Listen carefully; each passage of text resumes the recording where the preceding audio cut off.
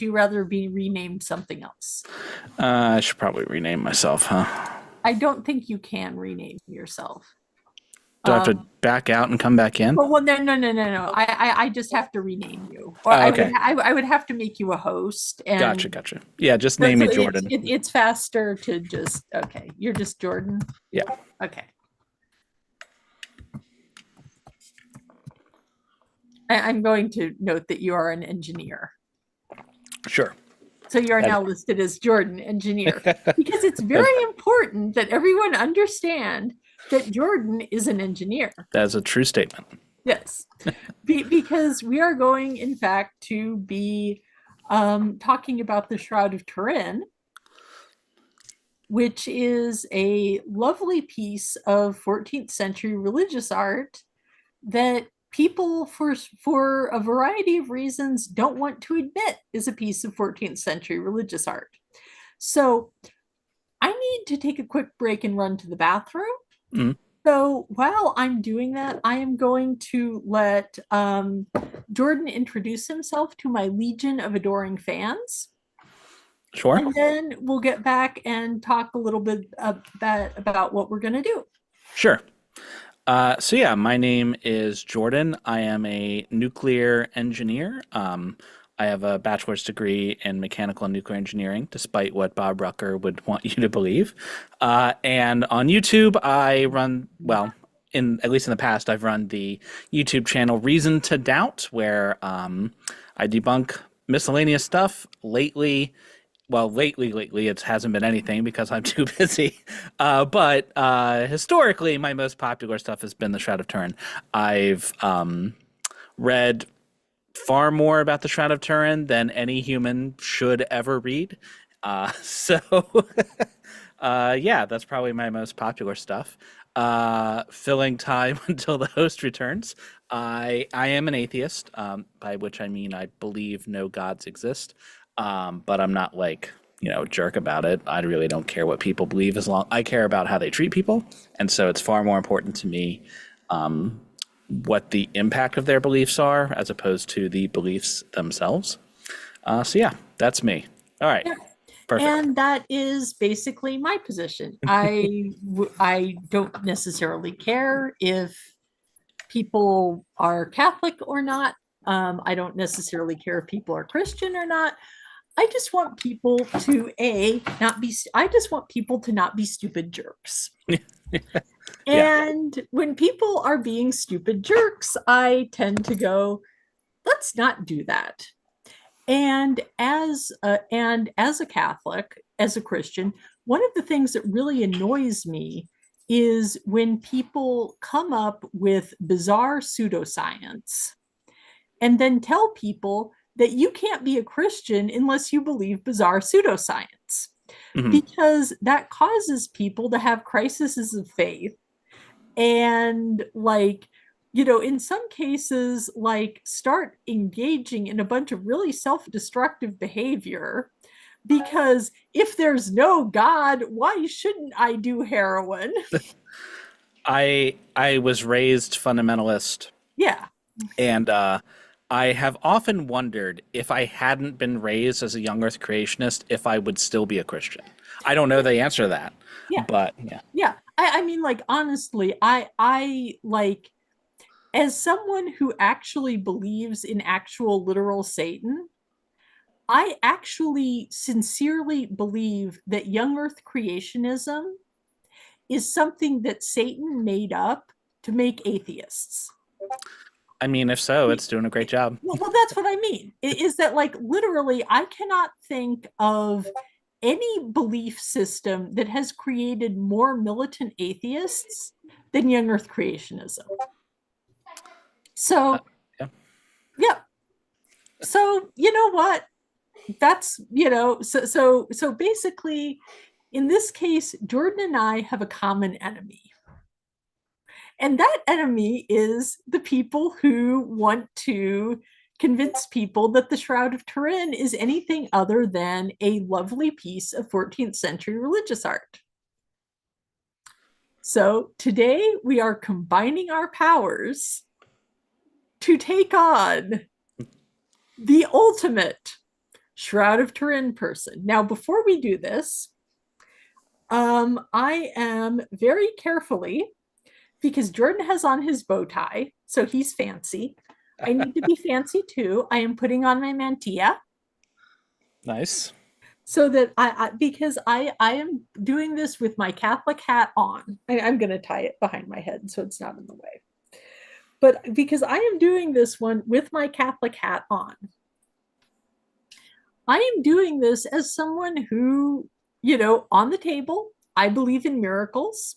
I believe in all the stuff. But so I'm not doubting that God could have impressed the image of the body of the crucified Christ onto the shroud if he had wanted to. Mhm. I'm saying that God obviously didn't want to because the Shroud of Turin is fake. Right.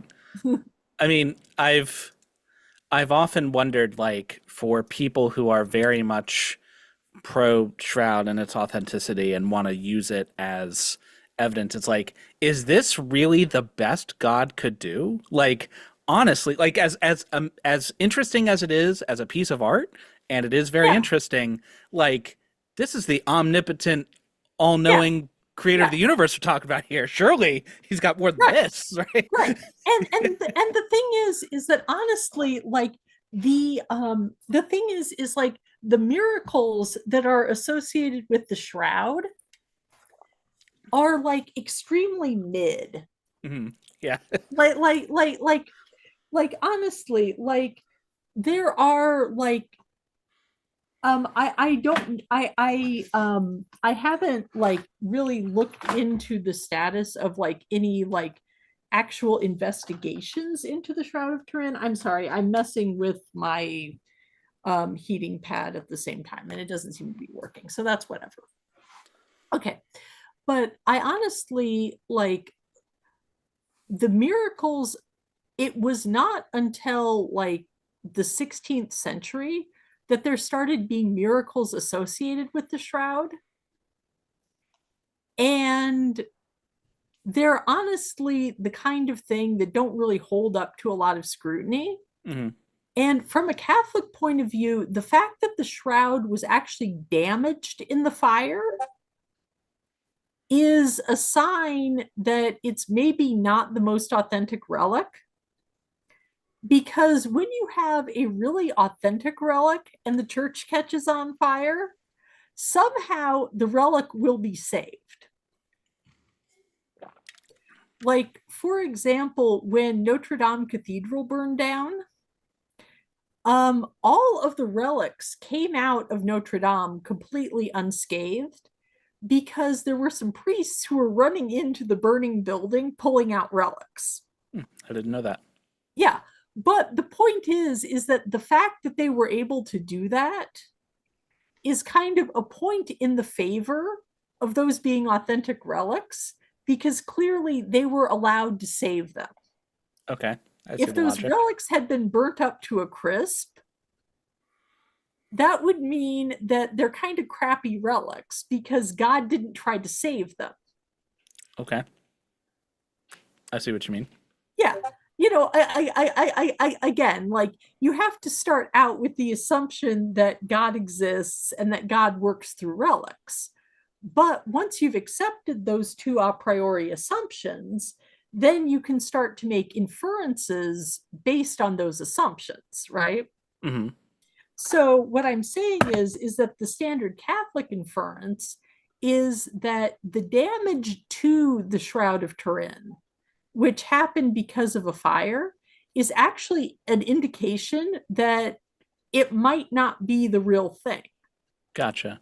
And remind me, the Catholic Church's position on the shroud, if I recall correctly, is that it is an object of reverence, but it's not a relic. Is that correct? Yes, the Shroud of Turin has never officially been declared an official relic, mostly because we are not 100, because in order for something to be declared an official relic, we have to be absolutely like 125% certain that it is the real deal, right? Hmm. So, for example, in my parish church, right, we have a authentic relic of Saint Therese of Lisieux. Therese of Lisieux died like died a little over 100 years ago. Hmm. This was like taken from her coffin, Gotcha. right? Like we know for a fact, there's like a chain of custody, there's provenance that makes it a real relic. The shroud is an object of reverence, which means that basically it's a it's a picture that makes people feel a certain kind of way about the crucifixion when they see it, Hmm. and therefore that's a good thing. Gotcha. But it's not a relic, and importantly, no one is required to believe that it is a relic, and no one is allowed to formally treat it like a relic. Okay. So essentially, it's like the official position of the Catholic Church is that this is an incredibly significant piece of religious art. So the level of argument that's going on is basically people arguing about it, Okay. which you're allowed to do, but that's not the Catholic Church taking an official position. Gotcha. In fact, I want to show you this book. I'm going to show you the back cover of the book, which is the major like debunking the Shroud of Turin book that's come out. It is endorsed by like two by it has six endorsements on the back. Three of them are from Catholic priests, Hmm. right? Which is of course there just to tell people, okay, you don't have to be scared about this book. Like a priest read it and they Hmm. said it was okay. Gotcha. So that's where we are, right?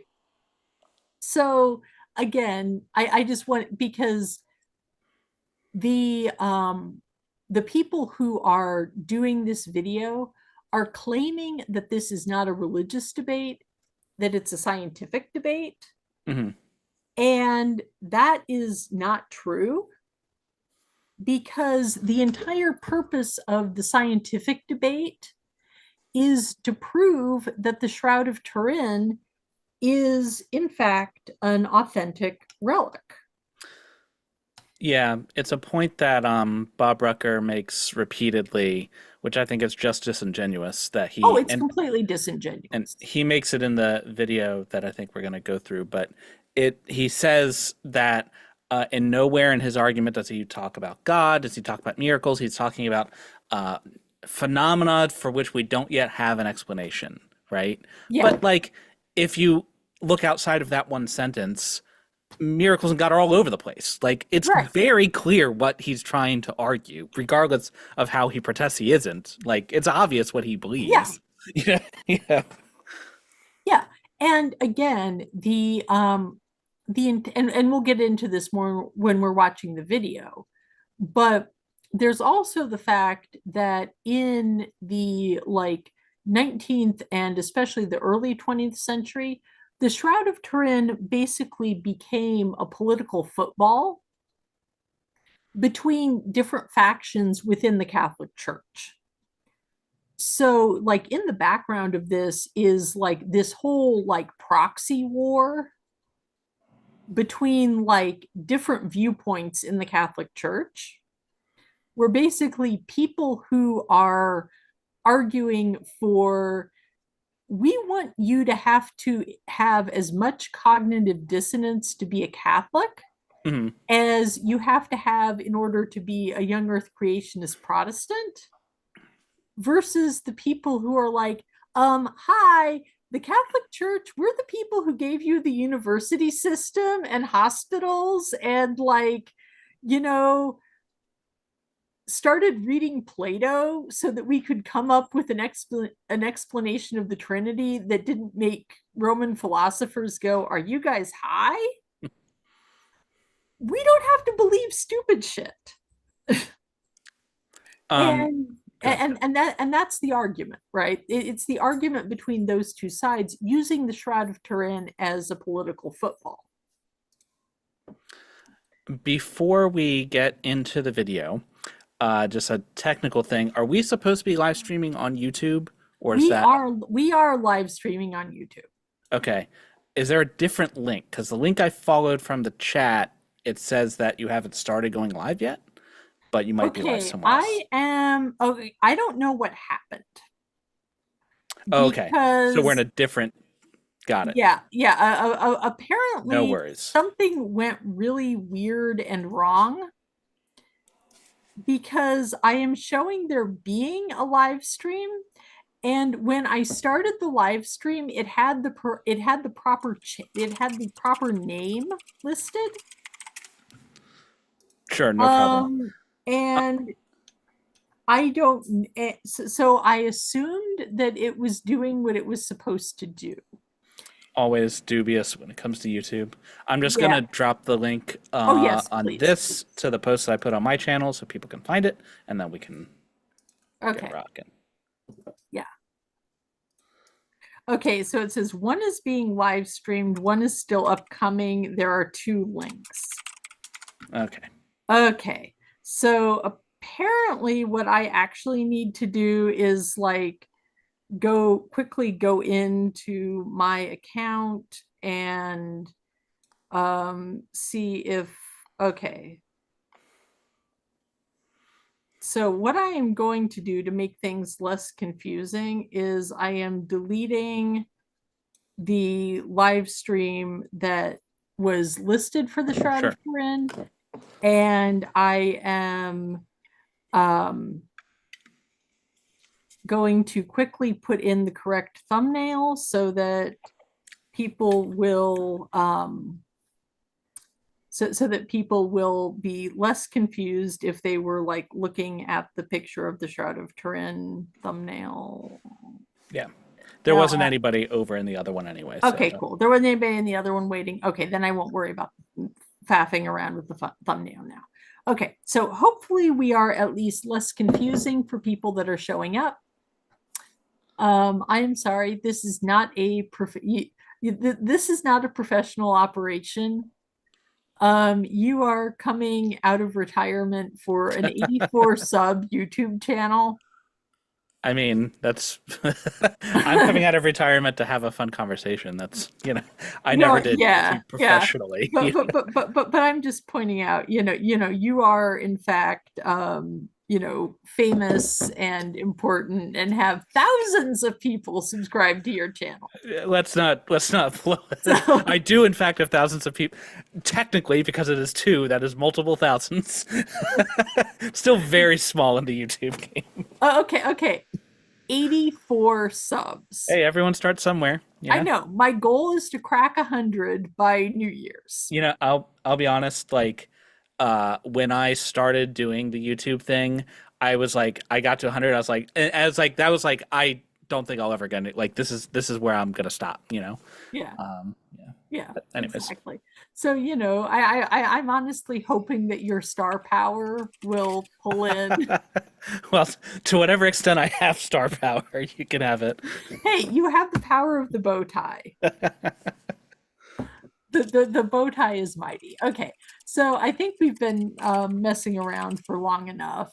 I'm going to go into screen sharing and I will bring up the video that we were actually going to talk about, as opposed to talking about how Pope Leo is getting the band back together, which is also interesting. Okay, so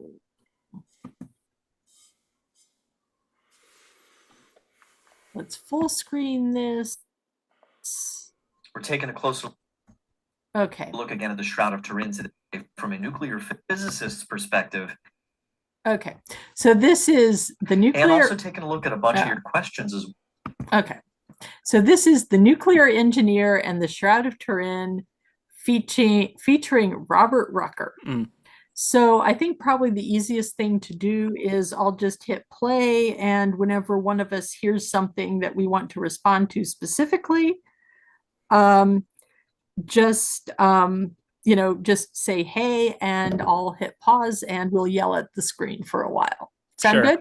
Yep. The first Okay. thing, he calls Bob Rucker a nuclear physicist, which is not what Bob Rucker is. He's a nuclear engineer. I don't blame Bob for that. People have called me a nuclear physicist too. I think a lot of people mix those things up. They are not the same thing.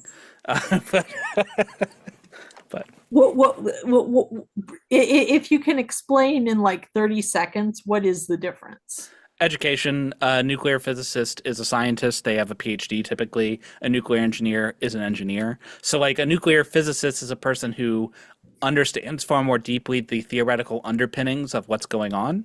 A nuclear engineer has to understand some of that, obviously, but like, it's not necessary for me to get a PhD in physics to know enough about nuclear physics to do engineering, and that's what we have, right? So we Okay. know more than a layman, but we are not physicists. Okay, Yep. so basically you are so for example, like if somebody wanted to build a machine that would use radioactive material for say a medical procedure, they would go to a nuclear engineer. Sure. Or if they needed shielding, or if they need, like, if they're going to design a reactor, nuclear engineers will be involved. If you want to, like, figure out what's, like, new physics, a nuclear engineer is not going to figure that out. Okay. But so you're interested in making nuclear material do useful things for people as opposed to like just making them die of horrible radiation poisoning. Sure. I mean, most of us, I think some people who might work for the government might be interested in that second thing, but most of us are not. Yeah. Okay. So let's continue. well. I'll be right back.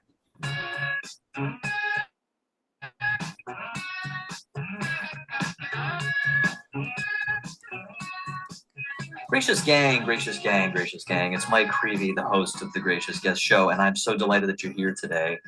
Check out the website, thegraciousguest.org, for all kinds of great content, more links, previous videos and podcasts, other kind of content. Oh, Also, make sure you subscribe to this YouTube channel if you're anytime. Yeah, this is something I was just talking to you before we started recording, that when I had you back on about 7 months ago, I think it was. Nuclear physics and nuclear engineering, and then earned a bachelor's and master's degree from the University of here. He's discussing his education, which I think is actually relevant. I thought that can't possibly be the case because it would be so well known. Why would you talk about anything else? Right. You know? but then I thought I need to be a little bit more open-minded than that. And so when I found books on the Shroud of Turin in bookstores, and I bought them and read them. So that's my background and on how I came to know about the Shroud.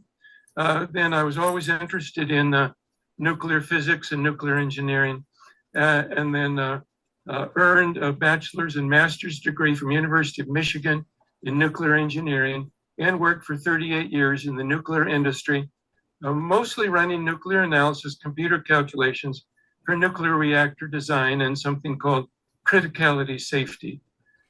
So that's the background. What we talked about last podcast was my concept of explaining the carbon dating using what I call the neutron absorption hypothesis, where neutrons were emitted in a burst of radiation from the body, so that those neutrons then would have exited the body, gone into the limestone, bounced around, formed a characteristic distribution in the two, which is then consistent with the different dates that were obtained from the 3 different laboratories that were sent samples from the Shroud of Turin. If I could and that brings us up to jump date in. to about 3 years ago, when I started trying to expand that neutron absorption hypothesis into something that would also include image formation, because the image formation is the most difficult thing to explain. Yes. And so I have developed a concept for image formation.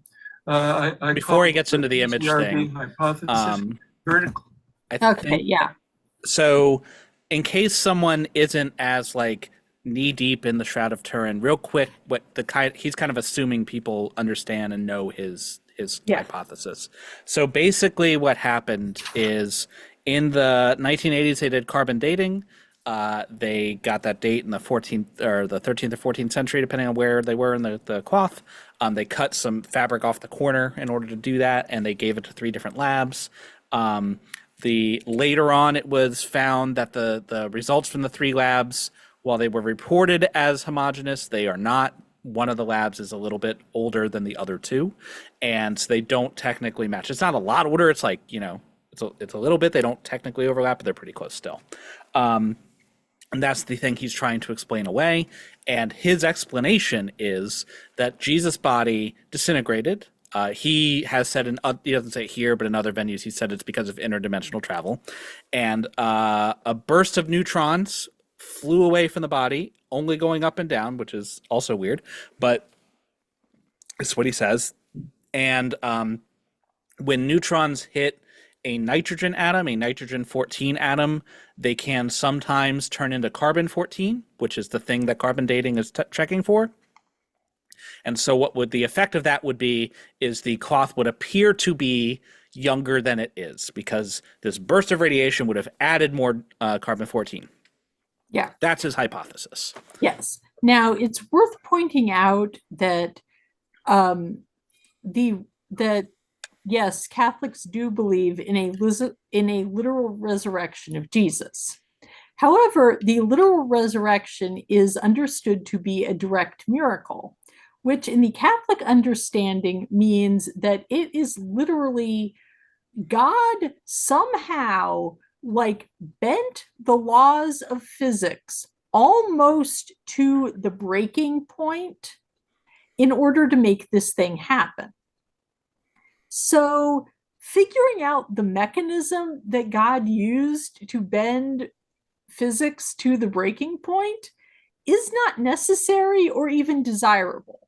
Mm-hmm. Like literally, I could, as a Catholic, say, I think that aliens from Alpha Centauri came down and by the will of God used their alien time travel technology to make all of this happen.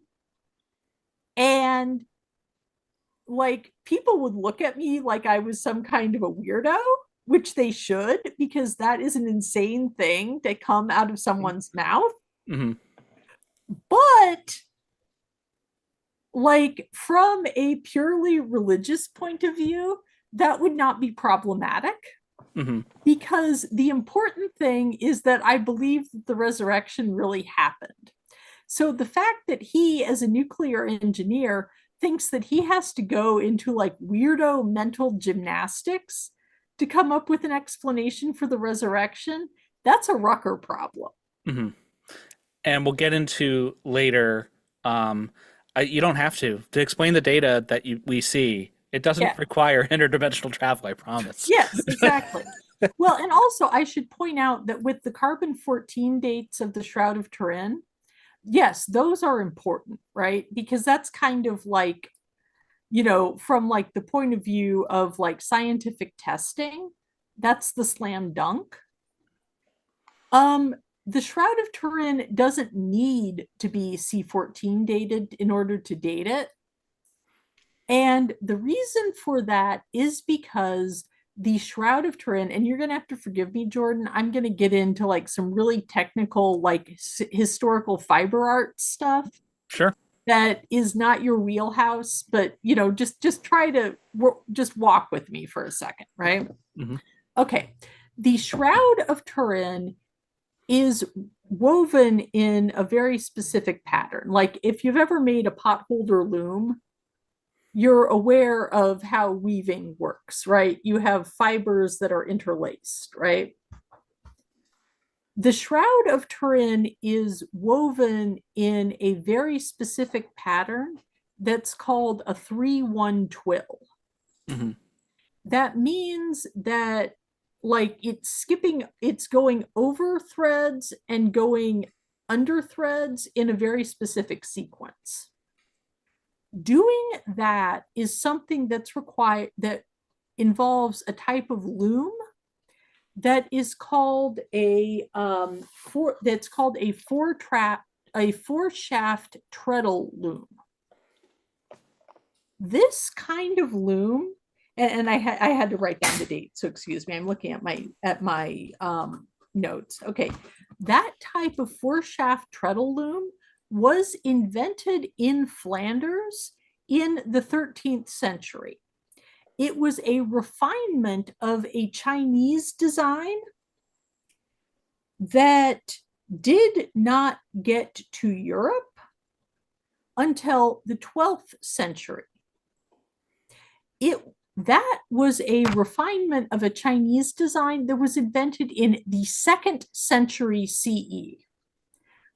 Jesus significantly was crucified. Jordan, can you help me out with this? What century was Jesus crucified in?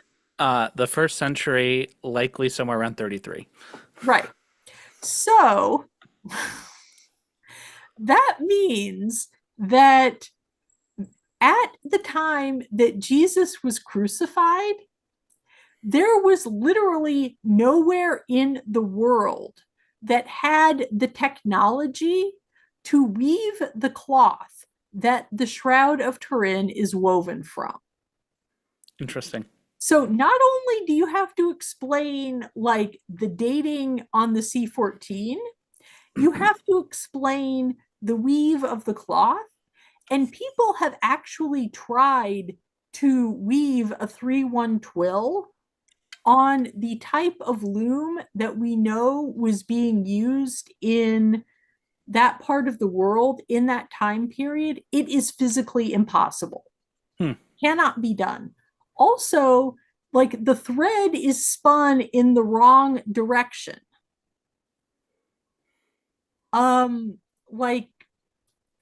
Let's see again. Medieval Palestine, they were spinning their thread with a counterclockwise twist for like technical reasons. We have a lot of linen that was produced in Israel at that time. We know what it looks like. It doesn't look like that. So it's like literally everything points to a date that is congruent with the C14. Mm-hmm. Yeah. Like the only reason to C14 date the Shroud of Turin would literally be we need a sample of mid 14th century linen. Oh, look, we have this convenient shroud to see if the dates on C14 will be accurate. Like, yeah.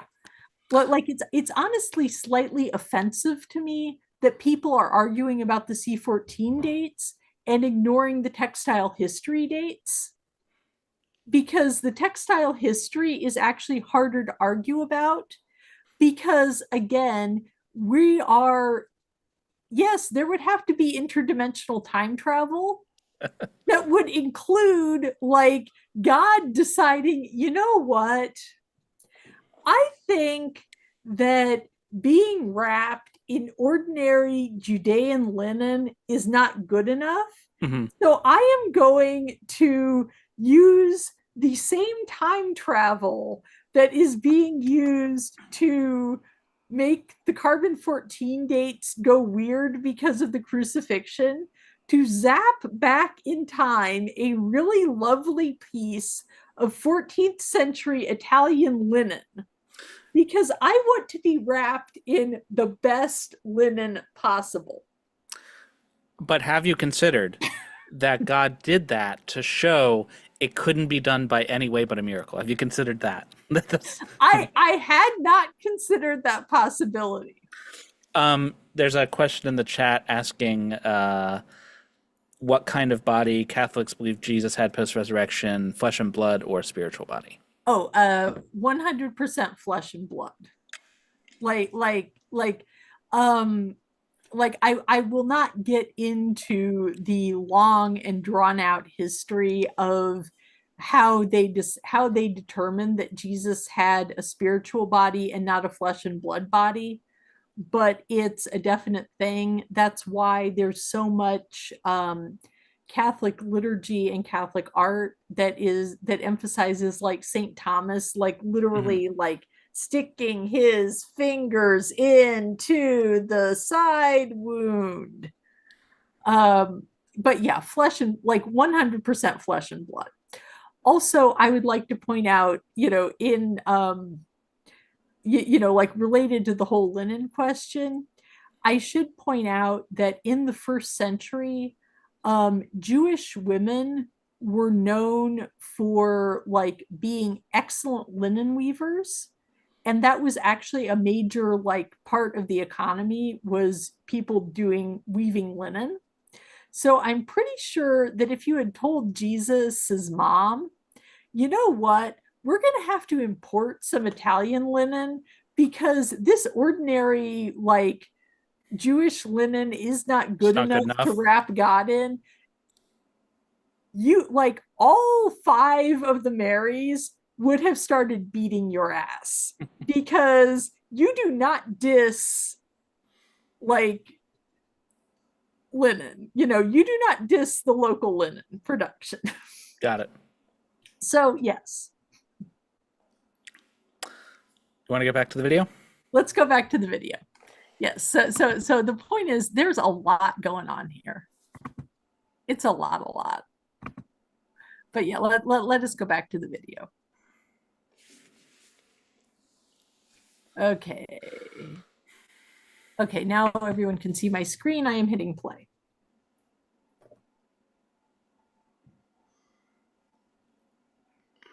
Collimated radiation burst hypothesis. So that what I'm saying is that the evidence seems to indicate that the images were formed by charged particles emitted from the body, probably protons, because protons in a 170 to 175 pound body, I calculated that there would be 2 times 10 to the 28th neutrons. That's 2 followed by 28 zeros. Lots of neutrons. Yes. And so if neutrons were emitted from the body, so Jordan, you've done more YEC debunking than I have. Mhm. Does this count as big number, therefore God? I think so. The point he's about to make is that basically I only need 10 to the, I think he said 13th number of neutrons. So we only need a teeny tiny fraction of them. And I think this is something that these sort of arguments are why Bob is so popular in these circles, is because he throws out big, impressive sounding numbers. He's got graphs that are done by MCNP. It's software that nuclear engineers use. It's got to be great. And so people just like, oh, well, I can't, he's got numbers, therefore he must be true. It must be right, Yeah. And also, again, I am, like I say, as you can tell by the way I was talking your ear off about textile history, right? Like that's where my knowledge base is. So it's like when he starts throwing around, well, it had that many protons, so obviously it could have happened. I'm sitting here, I'm like, yeah, big if true. But right. I also don't have in any way the capacity to like go, are you sure about that, dude? So here's the problem. Here's the thing with this particular claim. It is true that the human body, I haven't done the calculations, 10 to the 20 whatever, I believe it sounds right ish. It's whatever. There's a lot of atoms in your body and they all have neutrons. So that's fine. He thinks that it was, and he'll say this later, deuterium, which is hydrogen that has a neutron in it, so it's a little bit heavier. Some percentage of the hydrogen in your body is deuterium. He thinks that's what fission, meaning it split apart. Whatever. the problem with all of that is not you don't have enough neutrons. That's not the problem. The problem Right. is, why is this deuterium fissioning at all? And Right. and moreover, the fact that it is, 0.01 whatever percentage it is, some extremely small percentage of it is fissioning. Well, why is it that percentage? Why isn't Right. it twice that, or 4 times, or 10 times, or 10 times less, or 100 times less? Well, the answer to that is simple, because this is the number that gives him the answer he wants. That's the reason. Yeah. There is no Exactly. better reason. Yeah. The Oh. answer he needs is this number, therefore it's that number. Yeah. Oh, also, somebody brought up in the chat that according to, she actually believes it's according to West Huff, said that, it has been suggested that, Jesus was, very muscular, like probably like 6'1", around like 220. I mean, maybe. Yeah. I think that would make him like a giant among people at the time. Yeah, I mean, yeah, exactly. Like that seems kind of like unspecific. Like, I have to say, like, the majority of like religious art seems to show Jesus as like kind of like a scrawny, ropey kind of guy. Which, But if he's like a peasant from yeah, rural Judea, that's what you'd expect. yeah, exactly. Like, yeah, that's what you, yeah, exactly. I mean, like, if your diet from childhood basically consists of like bread and fish and some common vegetables, I mean, probably not gonna be yoked, you know? Like, I don't know. Anyway, let's go back to the video. Caused the carbon dating to date the shroud to 1260 to 1390, then it would take, how many neutrons would it take to do that? Well, it would take 2 times 10 to the 10 to the 13th, I believe it was, neutrons, which is just 1 neutron for every 10 billion that were in the body. So it'd just be a very small fraction of the neutrons. Big number, that would have to therefore be emitted. God. Yeah. Well, how would that be emitted? Well, most likely from a splitting of nuclei or fission of nuclei in the body, because that's where the neutrons are. They're in the many different nuclei of the many different isotopes in the human body. And so the isotope that would require the least energy to split the nuclei would be deuterium, which is also called heavy hydrogen. Normal hydrogen just has a proton in the nucleus, whereas heavy hydrogen, this form of isotope of hydrogen, has both a proton.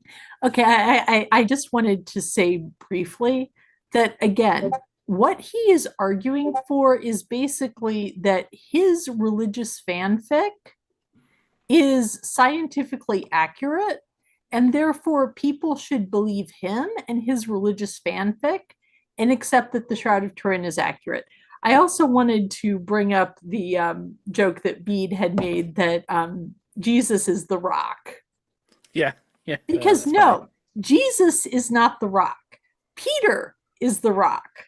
We can't forget this, that the first pope was Simon the Rock Johnson. Right. Just saying. Yeah.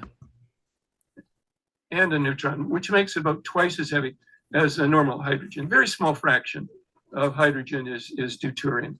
But if you split that, you get both neutrons and protons emitted.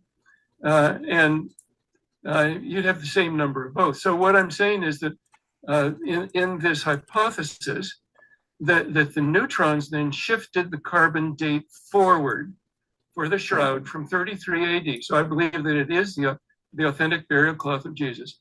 But neutrons shifted the carbon date forward from about 33 AD to the range of 1260 to 1390 AD.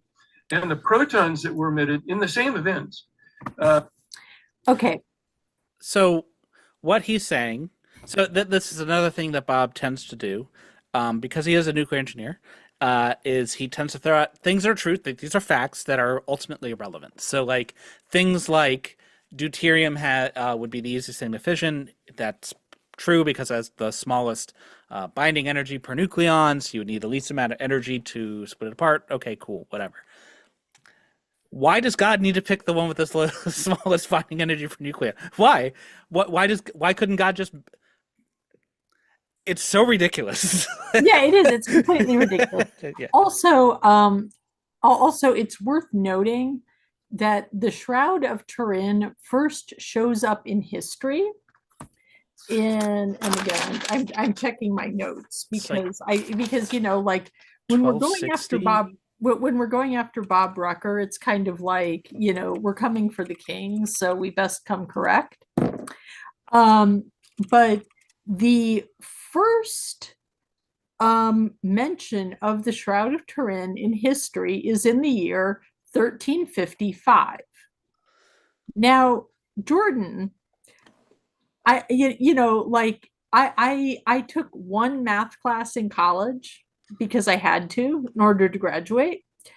But it seems to me that 1355 is kind of right between 1295 and 1395. Yeah, it is interesting that so the carbon dating would put it coming in being created in the 13th or maybe early 14th century, right?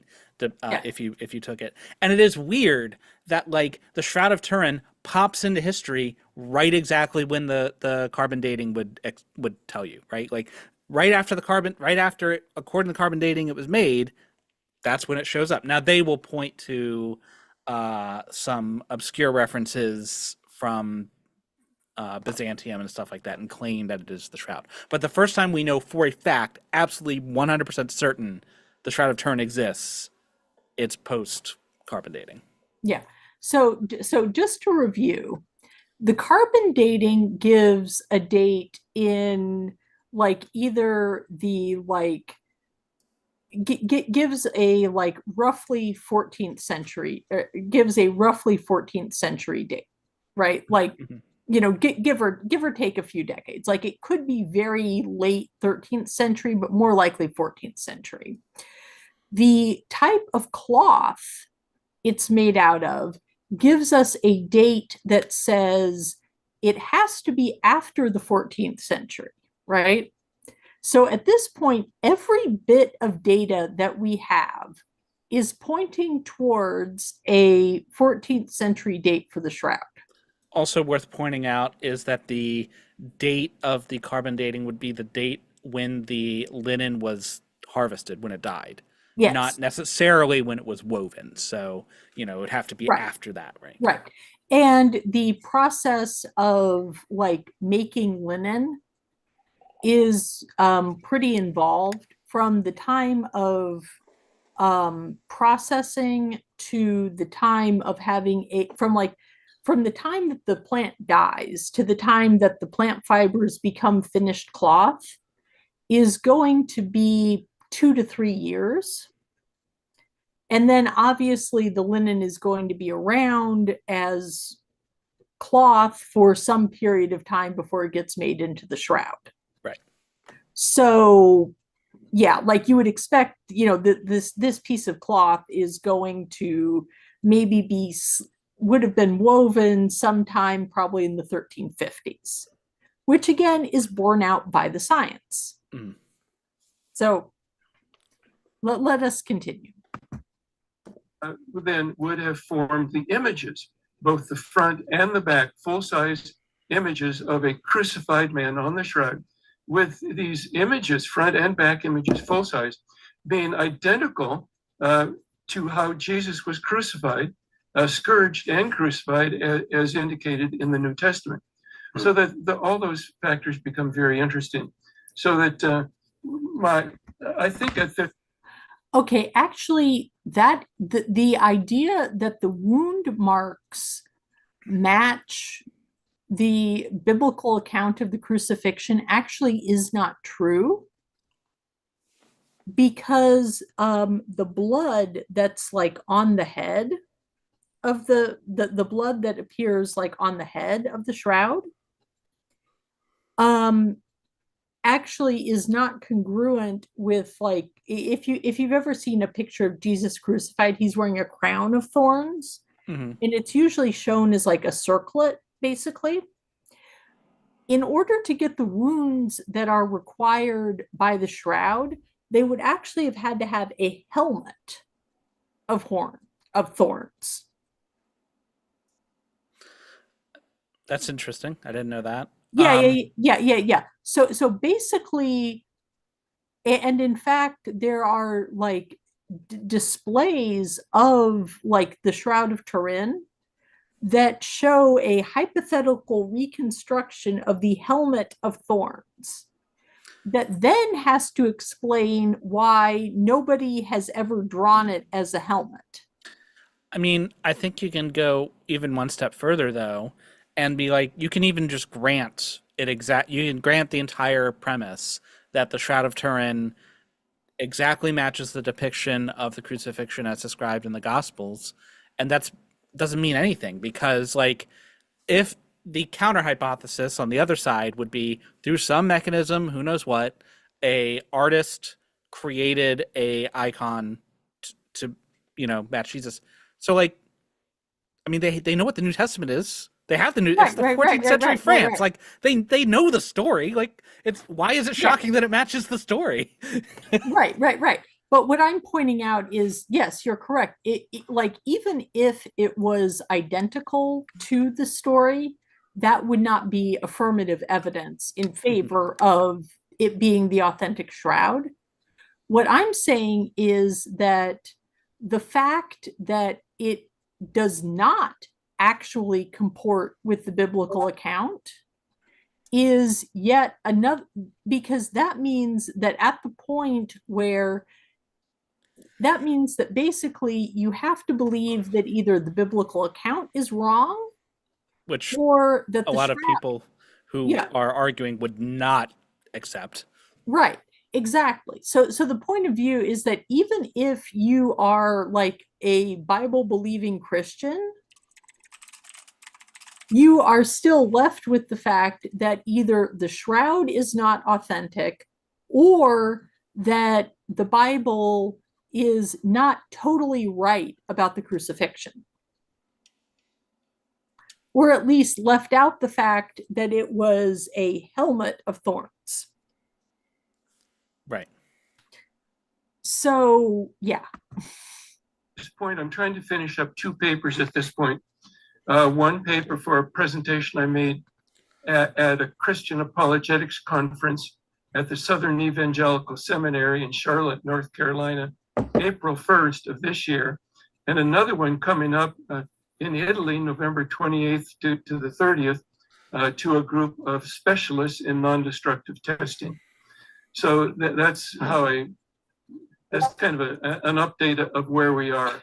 But I guess I'd like to go into some of the questions that arose from the previous podcast. Would that be okay? Yes, let's do that. Okay. As I said before, I tried to take on some of them or forward some of them, but there's a lot. A lot of folks watch that video are continuing to, and hopefully we'll watch this as well and spread around. If you know someone else who has this question and you're watching this, you can share it with them. So yes, please. Yes, okay.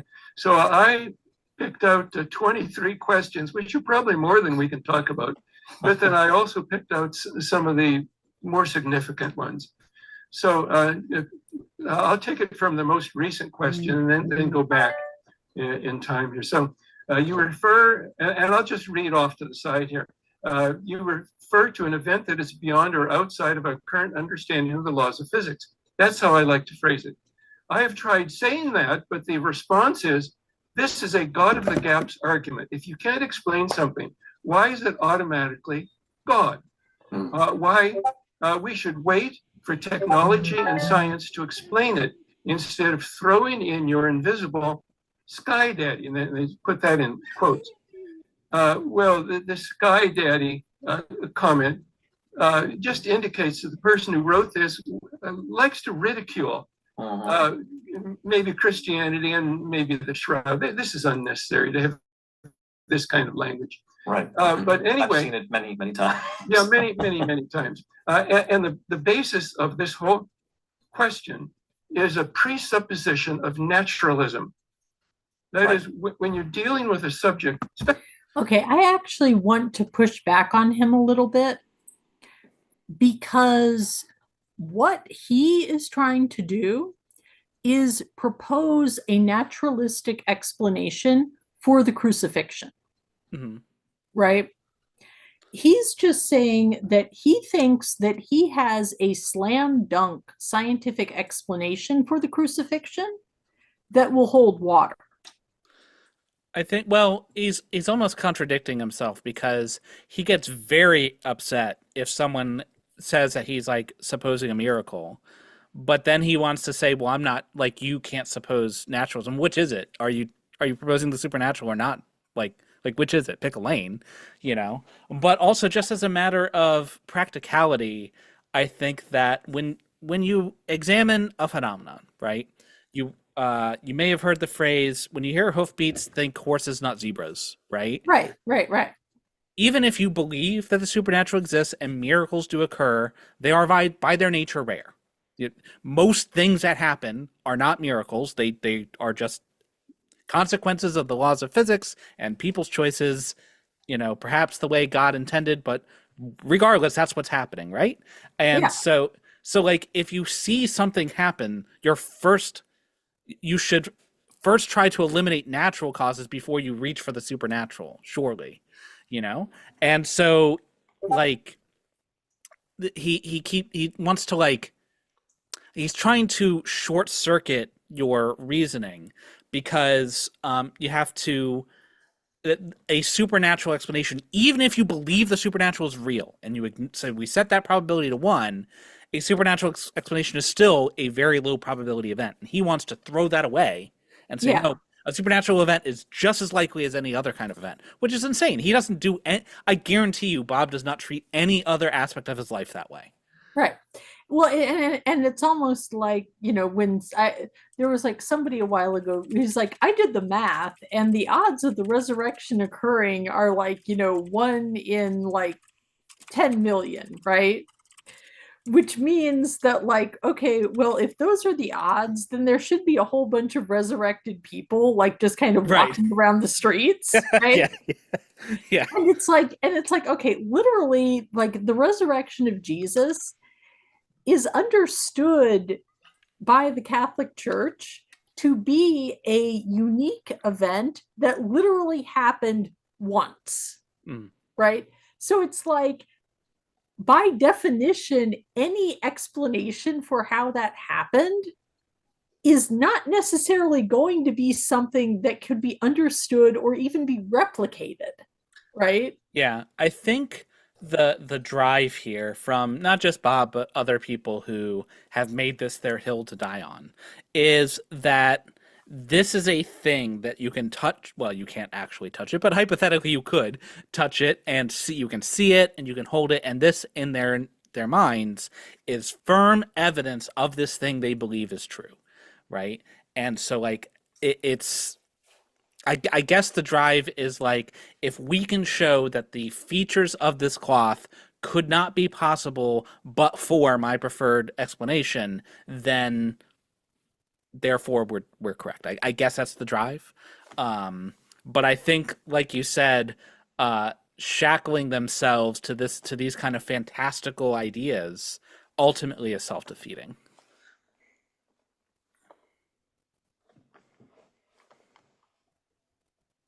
Yeah, exactly. Yeah, I'm trying to. I had thought that Bob Rucker was Catholic, but now I'm not as sure. I I mean he might be. I've spoken to him a couple times and he's I have never heard him say anything that struck me as Catholic. Like obviously he's Christian. I But then again, I haven't heard him say anything that would mean he's not Catholic either. So I honestly don't know. Uh, if we just went from a probabilistic like population standpoint, he's from America, which is Yeah, overwhelmingly yeah, yeah, Protestant. yeah, yeah, So yeah. Well, yeah, because, well, I had assumed, um, Yeah, I had assumed because most of the people who are like heavily involved in Shroud world that are dealing with like that are dealing with Catholic people that seem to be working to verify the shroud are generally Catholic. On the other hand, like the Shroud of Turin gets weird because it's kind of the like because it's a artifact of Jesus. That makes it safe for Protestants. Mhm. So it kind of becomes like this weird area where like young earth creationist Protestants and Catholics will make common cause.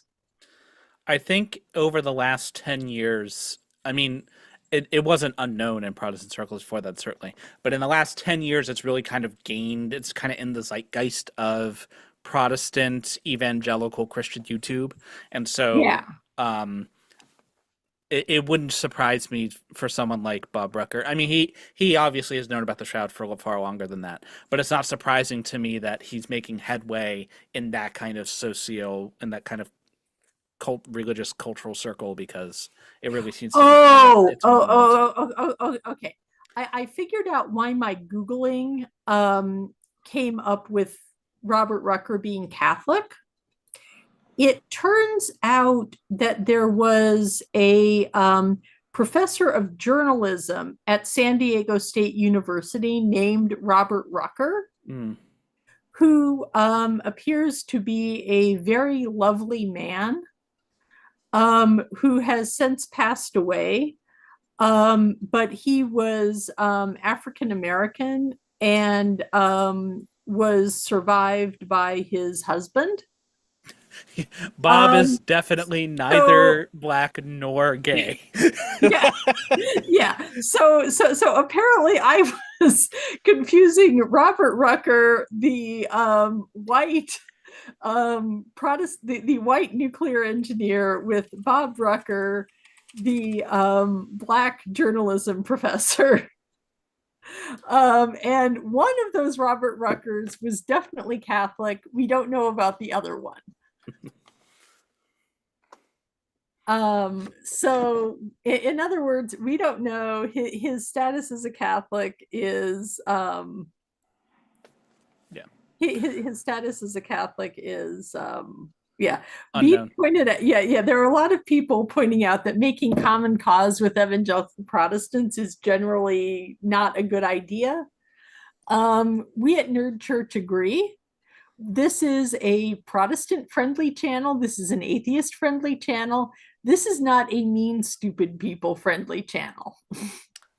Back to what Bob was saying, though, like, if I think, like, again, even if you think the supernatural is real, you should prefer natural explanations when available. And natural explanations are available, at least for the carbon dating. So, Yeah, like, unless and until you can not only eliminate all of those, but eliminate the possibility of those, like really have spent your yeah, time and truly examined it, then yeah. Anyway. yeah. And again, you have to explain away the carbon dating. You have to explain away the cloth. You have to explain away how did the marks get on the shroud. Especially regarding the shroud, you have to question your presuppositions. It's a presupposition of naturalism. Okay, well, what is naturalism? Naturalism is a presupposition you make before you look at the evidence. It's a presupposition that the only allowed explanations are those that are consistent with our current understanding of the laws of physics. That's what naturalism is. That's not No, what there's naturalism no is, but basis for okay. that assumption. It is just an What? That's not what naturalism is. Yeah, that's not what naturalism is. Because Like, like, if that were what naturalism is, then every like theoretical physicist would be not a naturalist. So yeah. that's obviously insane. Well, also, and also, again, like most people in their daily lives, I'm going to stop screen sharing for 2 seconds. But like most people, because I think it's important to talk about naturalism, because the fact is most people in their daily lives depend on naturalism, right? I assume that if I pick this up, that it's going to fall, and I have decided, and the fact that that is predictable means that I'm assuming that gravity is the explanation, and not the fact that God like caused angels to shove it down onto my lap, right? Right. Like, Like, yeah, you are, most people are at least pragmatically naturalist right. 99% of the time. Yeah, I mean, every time you, like every time you eat food, right, you are working on the naturalistic explanation that, your bowl of corn checks is not going to kill you, right? Because of naturalism. So the idea that naturalism is anti-religion is like literally the most insane straw man of all insane straw men.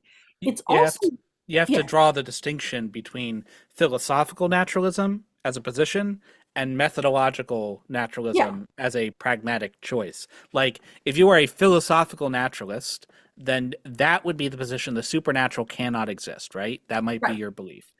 But there are many, many scientists who are religious people, but when they do science, they do it under the using methodological naturalism, by which it only means we're going to go for natural explanations first, and because they are almost always right, right? So, yeah. like, Well, and yeah, exactly. And it's also worth pointing out that we don't know if Rucker's a Catholic or not, so he might be a Protestant. He might not have, gotten proper home training. We don't know. But the point is that like the Catholic Church, when they go to, when like somebody says, I was healed, it was a miracle, right? The first thing the Catholic Church does is they send somebody down there and they're like, okay, can I see the medical records? Oh, so you're saying that you had cancer, you went to the doctor, and the doctor prescribed a course of chemotherapy, and now you no longer have cancer? I'm sorry, that's not a miracle. right. That's chemotherapy working the way that chemotherapy is supposed to work. Mm-hmm.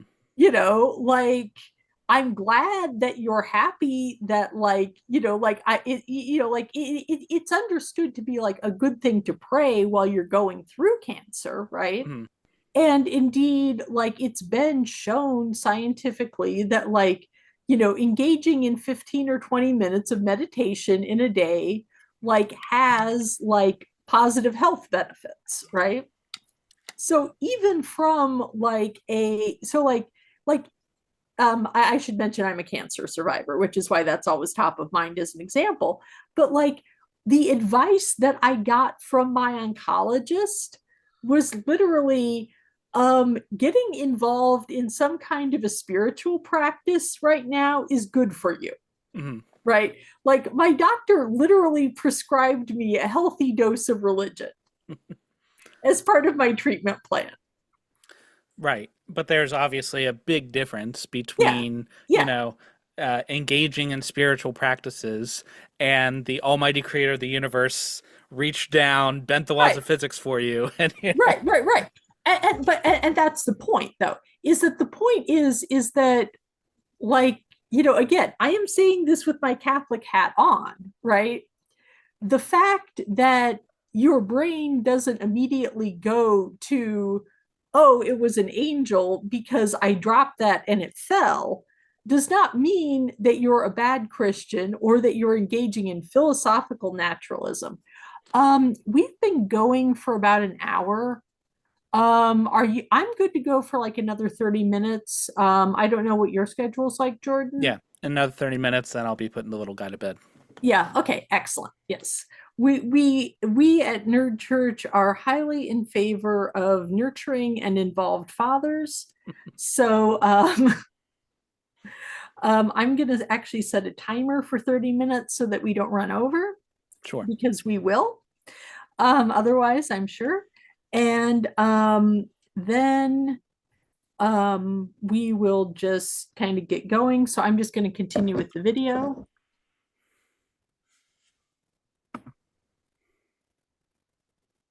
Assumption. It's kind of our You're current. not screen Oh, sharing. I'm not screen sharing. But there's no scientific. Of course I'm not. Why? Because I am not a professional. If this were Dapper's I am channel, not we would be drinking at this exactly. If this was Dapper's channel, we would have to drink for Dapper's a professional. But guess what? Katie's not a professional. Katie is doing this for fun.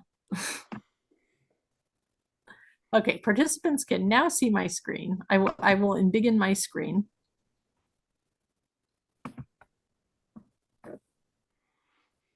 Scientific validity to it. You can't Right. prove that that assumption is true based upon repeated experiments in the laboratory. You cannot philosophically prove that statement is true, that naturalism must be true also. So that in this investigation of the Shroud, I think it's very important to be neutral in your presuppositions. That is, you say, maybe it's true, maybe it's not.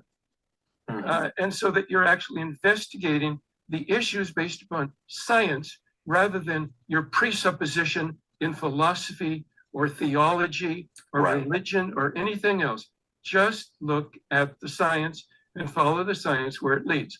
And, So- and if I may, Bob, real quick, I don't know if this isn't maybe the best analogy, because of course this example that I've just thought of only sort of includes naturalistic explanations. But I almost wonder if it's like, if I came out in the morning and looked at the kitchen table and there was a mysterious image on it, and my mind is trying to process how that image could have been created, and I just arbitrarily rule out the possibility that it could have been paint or something like that. Like I closed the door on a possible explanation, and it really was that thing that I shut the door on. I'm going to refuse to sort of entertain any possibility or evidence that people give me that it could have been that particular. Well, it's actually, of course, now that's so- a natural explanation, but here, Yeah. that's obviously a poor analogy, and the one that Bob is about to give is like, if you are investigating a crime and for political reasons that it can't be the mayor's son, like, and that's also poor. The sort of scale we're talking about here is kind of like, you came out, you woke up, you went downstairs, you saw an image on the table, and you immediately like, the aliens from Alpha Centauri have come, and like, Yeah. like immediately that's your explanation. Like, Right, that's the kind of exactly. thing we're talking about. Yeah, exactly. It's like exactly. It's like you come downstairs, you see a mysterious pattern on your table, right? Well, your first explanation is going to be like, did the cats tip over some water that has stained the table? Did somebody set a hot pan onto the table and that has caused, marks onto the table? Like you eliminate, it's like the Sherlock Holmes thing, right? Yeah. Like once you have eliminated the impossible, whatever you're left with, no matter how improbable, must be the truth. Though I'd push back on that because, hold on, one of my children is trying to get in the front door and it's locked, so I'll be right back. Okay. Yes. But I'm gonna just continue. I'm gonna stop screen sharing because I'm not sure if people can see who they're seeing when Jordan isn't talking. But I mean the point is that sometimes I think I know what Jordan's going to say, which is that sometimes the least likely explanation is actually the right one. But the point is that whenever you jump to, oh, it had to be the supernatural explanation, that may or may not be correct. Now, there are times where it probably doesn't matter too much. Is it the supernatural explanation? Is it not the supernatural explanation? But we're talking about, like, he is making, I'm sorry, I was kind of like trying to just say that like with methodological naturalism, yeah, sometimes improbable things are actually what happened. But usually you can kind of start with, okay, we know that it's not likely to be aliens from Alpha Centauri. Right. So let's keep that as like that's the explanation we're going to go with after we have eliminated the cat did it. I'd go even further and pushing back on the Sherlock Holmes thing, which I think actually Bob brings up later in this Yeah. video. But like, suppose that you'd found some pattern, and through some kind of rigorous study, it wasn't water stains. You eliminated paint. The cats were locked up, so they didn't do it. Like, you went through all these things. Would it then be reasonable to say, oh, well, then the Alpha Centauri aliens did it? I'd say no. Like, still, even if you don't know what caused it, it's that doesn't mean that you are then justified in saying, oh, therefore it must be my preferred explanation, right? Right. You would still you still have all your work yet ahead of you to prove it was the thing you want, right? So Right. But at a certain point, when you have eliminated every possible naturalistic explanation, you are somewhat justified in saying, that's where God of the gaps comes in, right? Is at the point where you've eliminated every known naturalistic explanation. So now you're saying the supernatural explanation is not off the table. I think you can, yes, though, with a caution that you can't. It's hard to be certain that you have in fact eliminated all the natural explanations. Yes. Because you're limited by your own creativity and understanding. Yes, yes, exactly so. And that's why God of the Gaps is probably my least favorite argument for the existence of God, because as we learn more science, the gaps get smaller. Mm-hmm. Yeah. But that is a separate discussion. Or you're saying that, if you immediately shut the door to the possibility of a supernatural. You want to skip forward like a couple minutes because I go on about this can methodological understand naturalism just for a with while. science. Oh, Okay. Right now I'm showing 1511. Sure. Does that sound pretty good? Probably. Okay. Asking the question, it's bringing up the God idea. sure. We should wait for technology and science to explain it instead of throwing in your invisible sky daddy. How ridiculous.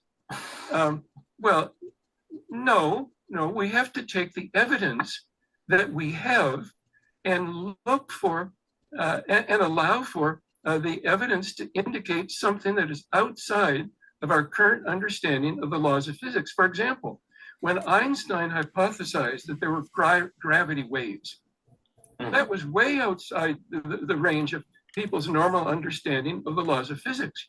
Yet gravity waves have now been proven to exist. So when Einstein proposed that, people didn't ridicule him for making a God of the gaps argument. Mm-hmm. No, of course not. They realized that he was just saying that this is something that is beyond our current understanding of the laws of physics. And that's all I'm saying. This is absurd. I'm not even claiming this is or supernatural. This comparison between Bob Rucker's hypothesis and Einstein proposing gravity waves are so completely different. It would only be in any way similar if Einstein had said there are gravity waves because God is jumping on a trampoline and that's causing gravity waves. That's the only way they could be similar. This entire notion that Bob constantly puts out, it's like he wants to clutch his pearls and say, "Oh, I'm not proposing a supernatural explanation. How dare you? Like, come on, Yeah. Well, and also again, and I cannot keep, and I know I keep saying this a lot, but I don't think it can be emphasized enough. In standard Christian theology, in standard Catholic theology, the resurrection is a unique event that happened one time in the what are we up to? What's the age of the universe now? We're guessing like 5 billion years. The I'm sorry, the universe Yeah, or yeah. the The age of the universe. Like are we 14 billion. 14 billion? Okay, sorry. Like my problem is I know that the Earth is 4.5 billion. Yeah. And so like if the 14 and the 4 get mixed up Mhm. in my head, and I'm always like, am I thinking of the right number? I don't know. Anyway, the point is the universe is 14 billion years old, right? This is according to the Vatican astronomers, right? Mhm. We have those. Okay, so basically, in the 14 billion years that the universe has existed, the resurrection happened once, and it will not happen again, as far as we know, right? Mhm. Who knows what God is doing on Alpha Centauri? But here on Earth, to the best of our knowledge, this is something that only happens once, right? So, therefore, coming up with a scientific, you cannot come up with the scientific investigation when you have an N of one. Yeah. Like, Uh, like you can't replicate the resurrection in a lab. so there's two things that I just want to make sure we get to before, because we're only 16 minutes in the video, so video responses always go. Yeah. But like he harps on like this thing that like we have to follow the evidence where it leads. He wants to portray himself as just like an umpire, just calling balls and strikes and everything. But he has crafted this hypothesis, and to his credit, he is always careful to call it hypothesis, but he is very happy to let people around him talk as if this is a verified fact and this is what happened, right? When Yeah. in fact, he has no evidence whatsoever for his hypothesis. None. Not one shred. He doesn't have anything. And I mean that exactly. There is no evidence for his hypothesis, beyond the assertion, right? He has asserted here, he has given you, this is what I think happened. Beyond that, which of course can't be evidence for it in and of itself, he has nothing. To his credit, you have to give him credit where it's due. At least his idea is testable and is falsifiable, right? You Yeah. could, because he predicts that with this burst of radiation, that it added new carbon-14, and so there's ways you could check it. For example, the chest area of the cloth, according to him, would have far more carbon-14 than even modern linen would. So I have done some very rough calculations, and I think that if I were given a couple hours with the shroud and could like shield it and then use my like $400 Geiger counter, I'm pretty sure I could debunk his claim without touching a fiber on the shroud itself, you know? And so to his credit, you could debunk his thing, and that I'll give him, like, he has staked out a clearly falsifiable claim, but it has not yet resisted falsification. He hasn't done anything yet, right? All he's done is made pretty pictures. Yeah. Well, and actually, has anyone gone to the Shroud of Turin with a Geiger counter? No, it's never been done. And so, like, the idea, it frustrates me because he is touted as this person who has this great explanation as if it has all this evidence, when all he is an old retired guy who came up with an idea and then like drew some pictures for it. That's it. That's all he's got. Which, Yeah. I mean, big, like you said, big if true, but like come back when you've got some evidence, bro. Like, Yeah. And also, and it's also worth pointing out that when we're talking about the study of Catholic relics, very often, like the Vatican has like an official relic office, right? That's like in charge of like keeping track of things, handling things, that kind of stuff, right? So there actually are like procedures for getting access to the shroud. The thing is that Rucker knows those people. Rucker has connections with like shroud scholars in Italy, in Turin, who are in favor of the shroud being authentic, right? If Rucker wanted to go over the shroud with a Geiger counter, he could probably get permission to do that. And the fact that he doesn't might be an indication that he doesn't really want to test his hypothesis. Well, it I don't know how easily he could get access to it. I have no idea. Maybe it would be that easy. I will say at least what I do know is it hasn't been done. I do know that, Yeah. and it would not cost them any. In fact, I'll stay. I've said this before. I will pay for my own ticket and my own stay and my own Geiger counter. I'll bring everything. I'll pay for the whole thing. All you have to do is let me in for a few minutes. That's all I need, you know. And I'll do Well, I'll do the rest. well, maybe if maybe that can be the project that will put Nerd Church on the map.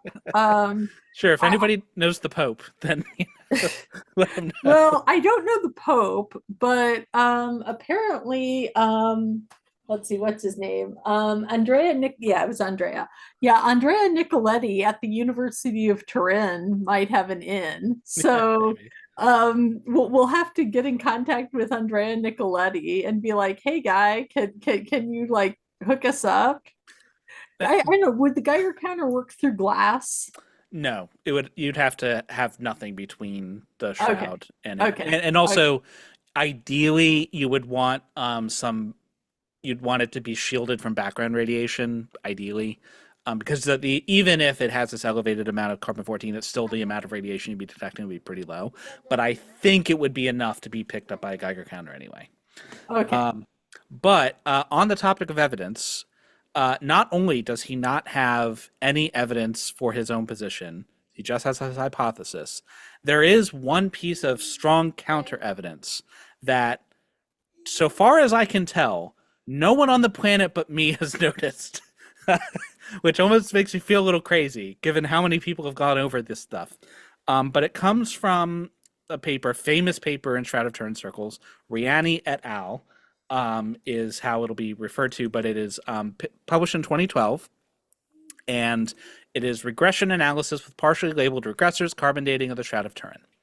And this paper is famous because it is the paper that showed conclusively that there was something wrong with the carbon dating, that the three labs, their results are not homogeneous, so you can't just combine them, right?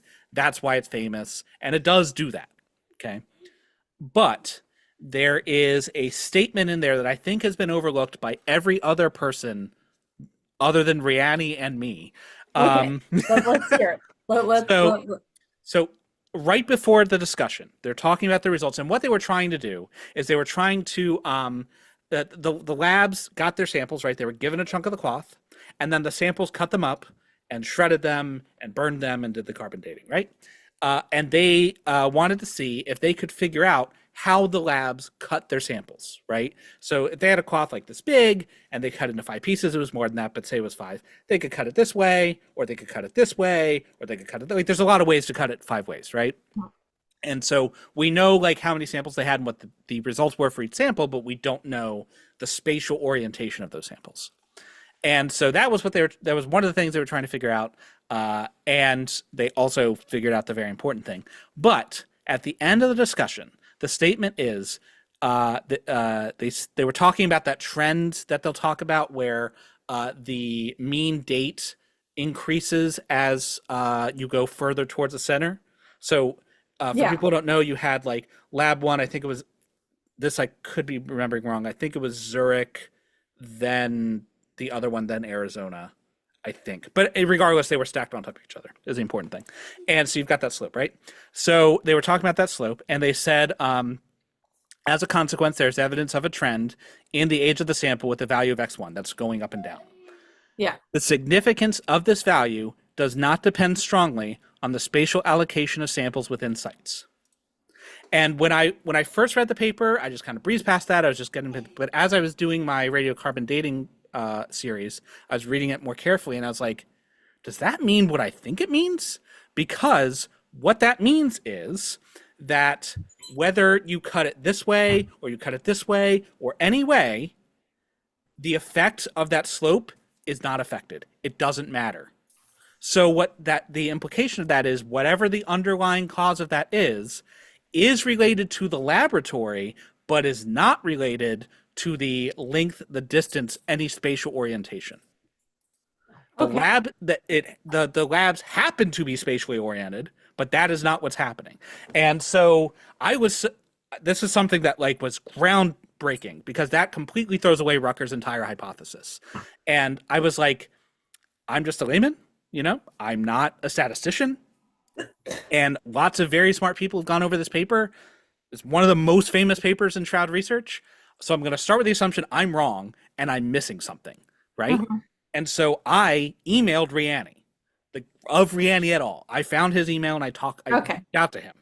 And I was like, hey, this is what I think. Am I understanding it right? And to paraphrase, I read the whole thing on my channel. So if you want to see actually what he wrote verbatim, you can go to my episode 1 of my radiocarbon dating series. But he said, yes, that is correct. And so if that's correct, that means neutron hypothesis is gone. Because what you would expect if Rucker were correct is that through each sample, there would be a gradient of neutron irradiation as you went up the sample. And so if you cut it this way, the samples would all be homogeneous, could be the same gradient. But if you cut it this way, the samples would not be homogeneous because the gradient would differ between samples, if that makes sense. And so there would be an effect within each lab, but that is not the case. And so this is strong disconfirming evidence of his hypothesis. Yeah. It's also worth pointing out, we have just like 2 minutes. We've got like 5 minutes left or something like that. But I think we're kind of at a good point to close right now. So also, when were the C14 dates? Like what were the C14 dates? No. I mean, like, yeah. Like, what were the C14 dates, and also when in history was the C14 testing that Rucker is referring to? When was that done? The testing was done in the early 1980s. The paper was published in Nature, late 1980s. 1988 is when it was done. And the date was 1260 to 1390 was the reported range. Okay. Now we know for a fact that is not correct. What we know, because the lab can't put the results together, is that we can't really say where in that range it is with any kind of confidence. And it's also worth pointing out that the reason I was asking for the date that the test was done is because it's a well-known fact that as scientists have been doing radiocarbon dating, they've gotten better. Yes, that's an excellent point. At getting like more accurate dates and more narrow ranges. For example, this like the C14 thing was actually a problem in Egyptology because literally all of the dates that they were getting, like they would have date ranges that like didn't match up with the known chronology. Well, then as they've been going back and redating things, it's like, oh, oops, we're sometimes like as much as like 100 years off. So the fact that this was only dated when like radiocarbon dating was literally in its infancy. Especially the kind of radiocarbon dating they did. Yeah. Part of the reason they did this whole thing was because they had come out with a new form of radiocarbon dating that was brand new, and they wanted to kind of like show it off, Right. And so at the time it was very brand new method. Now it is very extremely well supported. But the thing about it is, to your point, there was actually a couple years after the Shroud was dated, there was a big like industry-wide meeting talking about the problem you're talking about, where they were getting these erroneous results. And one of the problems was a lack of uniformity in the way labs were treating their samples. And so so after the industry kind of figured out the best methods, things got better, right? And obviously things are way better now. But that's important for the Shroud because you have two labs that have almost identical results. They're very close to each other, and one lab that's different, Oxford. And Oxford's method, their cleaning method, is different from the other two labs. And their cleaning method is a little bit better. It's a little bit better at taking away like fats and candle wax and stuff like that. And so either Jesus is an interdimensional traveler and he burst neutrons only up and down, though. Why? Because that gives him the answer he wants. He did that and all this other stuff. Or Oxford was a little bit better at cleaning their sample. Yeah. I mean, one of the two. Equally likely, right? Exactly. I mean, that's kind of the whole point, is that, like, again, it's, but even the radiocarbon date, like, even if we take the 1260 date as gospel, that's still, that would just mean that it was painted on like 100-year-old linen. Right, exactly. Which is not a problem. Yeah. And the only and all that this really means is that since we know for a fact that the shroud existed in 1355, that any post 1355 date is erroneous. Yeah. So, and it's completely normal to get some variation, like no measurement is perfect. So it'd be completely normal if your thing was dated 1355 to get some dates of 1365 or 1375. Like that'd be unremarkable. One of my good friends does radiometric dating for his job. He's a geologist, Age of Rocks. And I was like, hey, you know radiometric dating. What does this look like to you? And he was like, if this were any other dating of any other object in any other field, no one would care. It's so tiny. The difference is so minor. It would be a footnote and no one would care. Yeah. And again, like the thing is like they've done dating like this on other like alleged relics.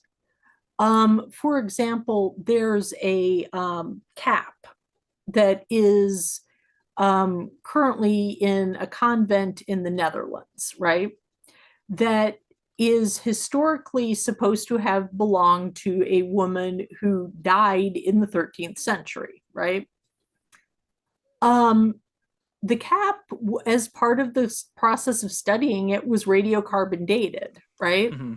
Well, as it happened, the radiocarbon date on this cap is congruent with the like known historical provenance of it, right? Mm-hmm. Which is part of the reason why this, but they've also tested relics and come up with dates that it's like, no, there is like, this is dating to like 1780 and you're saying it's like 4th century. Mm-hmm. There ain't no way. When that happens, typically what happens is the church kind of goes, oops, and quits displaying the item, and it kind of gets put in a cupboard somewhere and everybody forgets about it. Mm-hmm. The only reason why the Shroud of Turin is getting treated like this is because it was like politically significant because it belonged to the King of Italy. Mm-hmm. Like that's literally what's going on here, is that the Shroud of Turin belonged to the House of Savoy. And they like having their special Jesus blanket. And that it, and then it becomes political. But that has nothing to do with the science. That has nothing to do with the religious history. That has nothing to do with the nothing. Mm-hmm. And that's why, like, the fact that the Shroud of Turin, like, is treated, has allowed pseudoscience to get into Catholicism annoys me. Because that's stupid. Right? It's like you are literally, it's like special pleading for this one specific thing that does no one any good. Mm-hmm. Later on, Bob says in his thing that like other people have these ideas. Well, show me the evidence. Oh, you can't prove that it was yours? Well, then you have to go with mine, which has no evidence. Like, it's just special pleading the whole way down, you know? Yeah, exactly. And again, this is coming from a man who could, okay, our 30 minutes are up. Okay. And presumably you have children who need to go to bed. I do. Okay, so this was a lovely conversation. Next week, I will not be live streaming on Friday, or no, I'm not on Friday. I will be live streaming on Friday, but I don't usually live stream on Friday. I usually live stream on Thursdays. I will not be doing that on account of the fact that I will be touring significant LDS sites around in the Las Vegas area Oh, cool. because I'm going to the Mormon History Association conference. Interesting. Yeah, I'm gonna like try not to get into too much trouble in Las Vegas.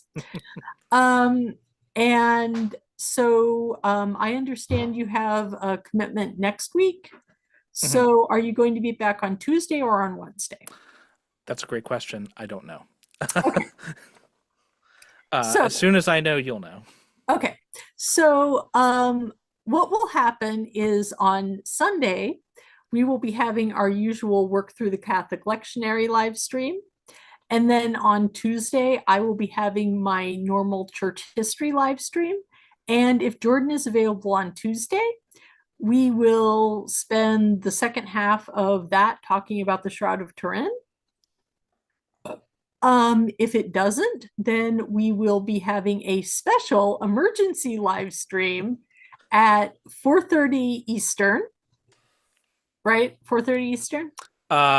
If it's on Wednesday, it would have to be 6:30 or later because I work. Oh, okay. 6:30. Okay. So if it is on Wednesday, it will be at like 6:30 Eastern. Or possibly later. We'll have to figure that out. Mm-hmm. But either way, yes. So like 6:30 East, so either 6:30 Eastern Tuesday or 6:30 Eastern Wednesday. Jordan will be here for the very special live stream. And we will talk about the Shroud of Turin. It'll be a good time. Cool. So thank you to everyone being here. Jordan, do you have anything to say before I